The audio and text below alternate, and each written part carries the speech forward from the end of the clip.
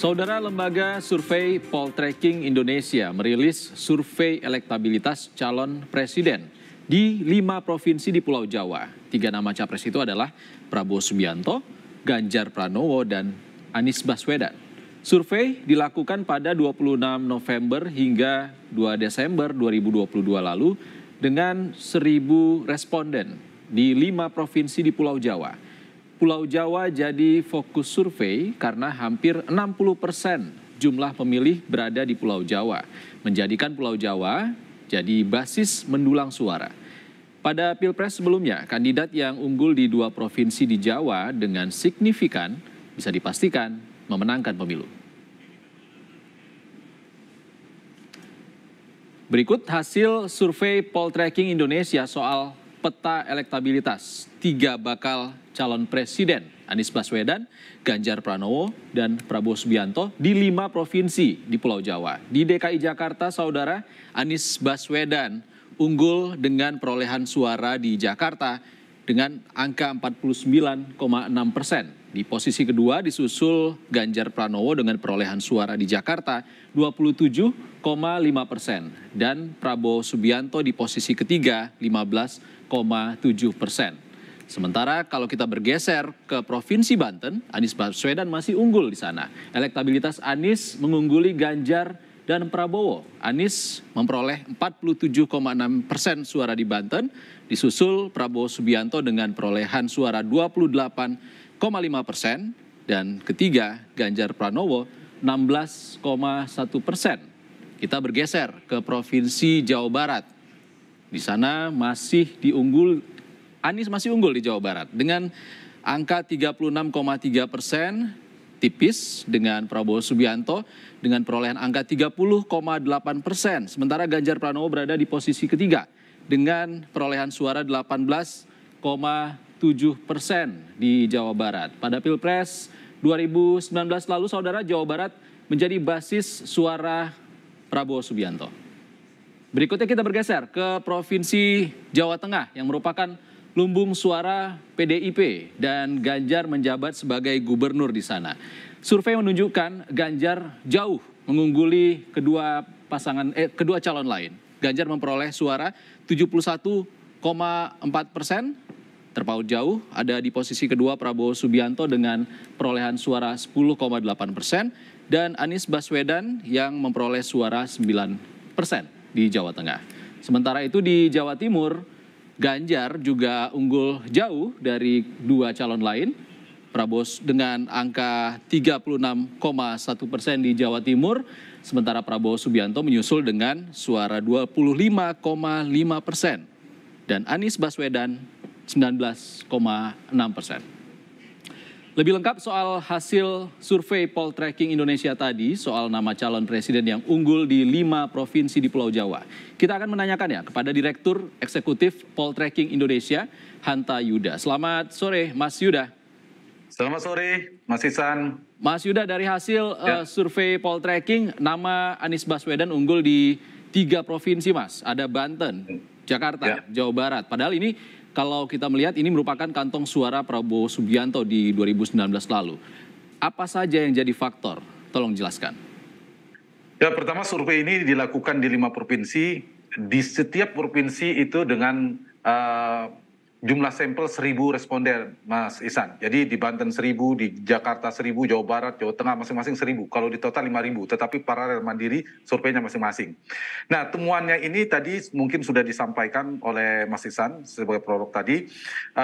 Yang menarik adalah 3 wilayah tengah ke barat itu basis Anies Baswedan, dari tengah, Jawa Tengah ke timur itu relatif menjadi basisnya Prabowo. Dulu basisnya Ganjar Pranowo, mohon maaf. Jadi dulu ketika 2019 basisnya Jokowi, Pak Jokowi di Jawa Tengah dan Jawa Timur, sekarang menjadi basisnya Anies, menjadi basis Ganjar Pranowo. Ganjar sangat kuat seperti Pak Jokowi di Jawa Tengah, kemudian Jawa Timur meskipun tidak terlalu unggul, terlalu kokoh, tapi juga relatif unggul. Nah, yang menarik saya ingin menjawab pertanyaan tadi.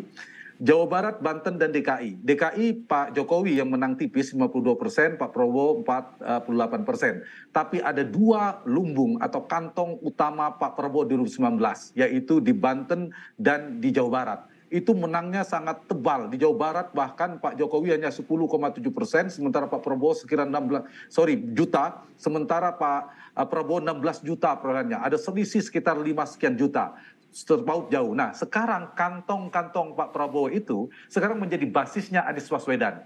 Anies sangat kuat di Jakarta, tadi angkanya sampai 49%, itu juga Prabowo cukup kuat di sana. Kemudian Anies juga kuat di Banten, angkanya sampai 47%, itu dulu basisnya Prabowo. Sekarang Jawa Barat juga cenderung menjadi basis Anies Baswedan, yang sudah mencapai angka 36%. Anies paling unggul di Jawa Barat. Dulu ada basisnya Prabowo. Justru Prabowo di basisnya sekarang turun, ya melorot menjadi di Banten hanya 28%, di Jabar 30%. Nah, untuk menjelaskan ini apa? Berarti memang basis atau kantong utama ceruk pemilih Prabowo dan Anies itu beririsan.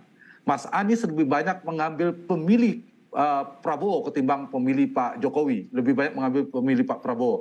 Jadi saya kira ini potensi tergerusnya suara Pak Prabowo di kantong-kantong Prabowo di 2019 akan diambil oleh Anies itu semakin besar. Tapi di wilayah-wilayah Jokowi itu Anies tidak begitu kuat. Kita perhatikan misalnya di Jawa Timur Anies hanya mendapatkan perolehan hanya 9% di Jawa Tengah. Di Jawa Timur juga urut 3. Artinya hanya sekitar 19%. Ini wilayah Jawa Timur memang masih relatif kompetitif ya. Tapi wilayah ini sudah terbelah. Pemilih Jokowi cenderung dimonopoli tanda petik oleh Ganjar, sementara pemilih Prabowo terpecah ke Prabowo dan Anies Baswedan. Mas Yuda, kalau Anies unggul di 3 provinsi tadi, kira-kira dari hasil survei yang paling banyak memilih itu usia berapa? Dan pertanyaan berikutnya adalah terkait dengan Ganjar Pranowo. Walaupun belum dideklarasi, namun suaranya cukup tinggi di 2 provinsi. Ya, saya ingin menjawab pertanyaan kedua dulu. Dan itu seperti saya katakan tadi, Jawa Tengah adalah basisnya PD Perjuangan, tapi juga basis Ganjar Pranowo. Karena Ganjar adalah gubernur Jawa Tengah dengan approval rating juga cukup tinggi di data survei yang kami rilis tadi.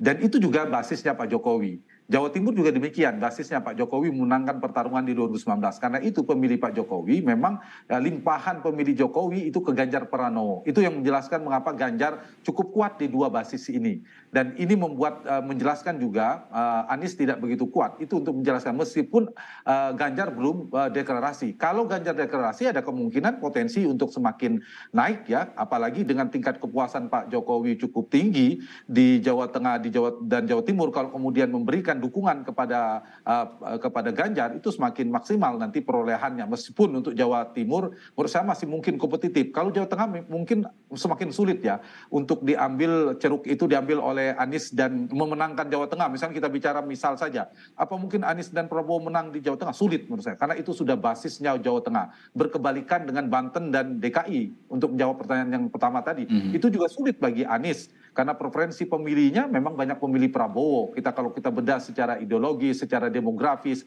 secara geografis ini, ya ini memang basisnya Anies lebih banyak dari mulai Jawa Barat, Jakarta, Banten, dan sebagian besar provinsi di Sumatera. Sementara Ganjar itu lebih kuat di Jawa Tengah, kemudian Jawa Timur, dan sebagian besar di Indonesia wilayah timur. Begitu. Oke, Mas Yuda, kalau bakal calon wakil presiden, apakah ada juga nama-nama yang disurvei? Ya, termasuk. Kalau Capres sudah mengerucut di 3 nama itu, tapi kalau Cawapres juga menarik nih dari temuan survei kami di Jakarta, Banten, Jawa Barat, Jawa Tengah, dan Jawa Timur itu berbeda, tapi ada 4 nama yang hampir selalu muncul di 2 digit perolehan. Misalnya Jakarta. Di Jakarta itu dipimpin oleh AHY dengan perolehan 24%, tapi nomor 2 adalah Erick Thohir, 17%. Yang di Jakarta, lalu disusul Ridwan Kamil dan Sandiaga Uno. Jadi Agus dan Erick memimpin Jakarta. Kemudian di Banten itu Agus, kemudian Ridwan Kamil. Secara selisih sedikit Sandi, kemudian Erick Thohir. Jadi Agus memimpin, AHY memimpin Jakarta dan Banten untuk Cawapres, kemudian diikuti oleh Erick Thohir dan Ridwan Kamil. Nah, di Jawa Barat itu Ridwan Kamil paling tinggi, Mas Ihsan, karena memang gubernur Jawa Barat, angkanya hingga 29%, disusul AHY dan Erick Thohir.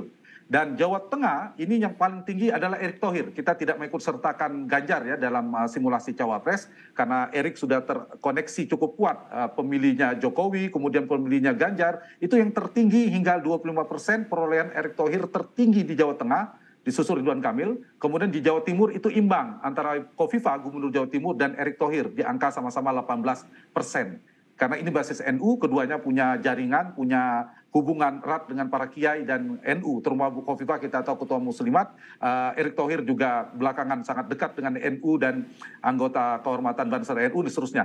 Jadi dari sisi cawapres, kalau capres sudah jelas ya 3 nama, sulit ada nama di luar 3 itu, tapi cawapres relatif dinamis, tapi nama yang kuat sudah muncul nih.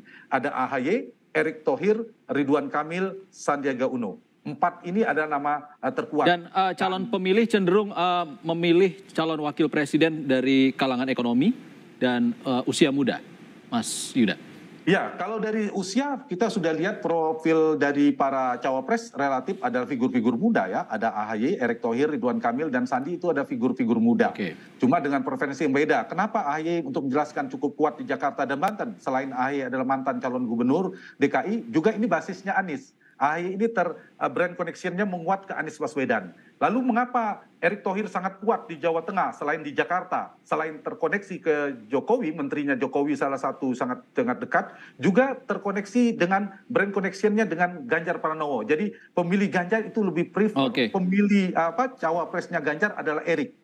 Cawapresnya Anies menurut pemilih Anies itu lebih cenderung ke AHY. Nah itu yang menjelaskannya. Ditambah tentu tadi Jawa Timur Mas Yuda. Nama Khofifah. Mas Yuda, kita kembali ke calon presiden. Artinya dari hasil survei poltreking ini bisa dibilang kalau yang head to head nantinya adalah Anies Baswedan dan Ganjar Pranowo. Ganjar Pranowo. Ya betul, yang paling prospektif 2 itu. Dari potensi pertumbuhan elektoralnya, Ganjar dan Anies relatif lebih prospektif ketimbang Prabowo. Kenapa? Karena dari tingkat dikenalannya atau popularitasnya Pak Prabowo sudah nomor 1. Jadi marketnya, orang yang sudah kenal dengan Pak Prabowo sangat tinggi, satu itu. Yang kedua, tren Pak Prabowo kan dibandingkan perolehan 2019 jauh menurun karena basisnya sudah diambil oleh Anies. Kenapa Anies dan Ganjar? Karena figur baru yang belum kenal pun relatif lebih besar ketimbang Pak Prabowo, sehingga pangsa pasar market mereka secara elektoral lebih besar. Ditambah Ganjar belum deklarasi, Anies meskipun sudah deklarasi tapi belum cukup partainya, sehingga figur-figur baru ini lebih berpotensi untuk mengalami peningkatan atau mengalami pertumbuhan. Terakhir Mas Yuda. Terakhir Mas Yuda, kalau head to headnya Anies dan Ganjar, bagaimana cara salah satunya Ganjar Pranowo mengejar ketertinggalan di Barat Jawa dan Anies Baswedan sebaliknya mengejar ketertinggalan di Jawa Tengah dan Jawa Timur? Ya, pertama kita lihat kalau kita bedah Jawa Tengah itu agak sulit bagi Anies untuk mengejar ketertinggalannya dengan Ganjar. Sebaliknya Ganjar agak sulit mengejar ketertinggalan di Banten dan Jakarta. Yang paling mungkin adalah di Jawa Barat dan Jawa Timur ini, Ihsan. Tadi pembukanya kan Ihsan bilang kalau 2 di antara yang bisa dimenangkan antara Jawa Barat, Jawa Tengah, Jawa Timur ini kunci nih. Jawa Barat pemilihnya 17 sekian persen, Jawa Tengah 16%, Jawa Timur adalah 16%. Nah, Jawa Barat Anies memang unggul, tapi belum sangat tinggi, belum mutlak, baru 36%. Di Jawa Timur itu juga Ganjar unggul, tapi baru 36%, sama. Nah, pertarungan sesungguhnya sebenarnya di antara 2 figur ini adalah di 2 provinsi ini, Jawa Barat dan Jawa Timur.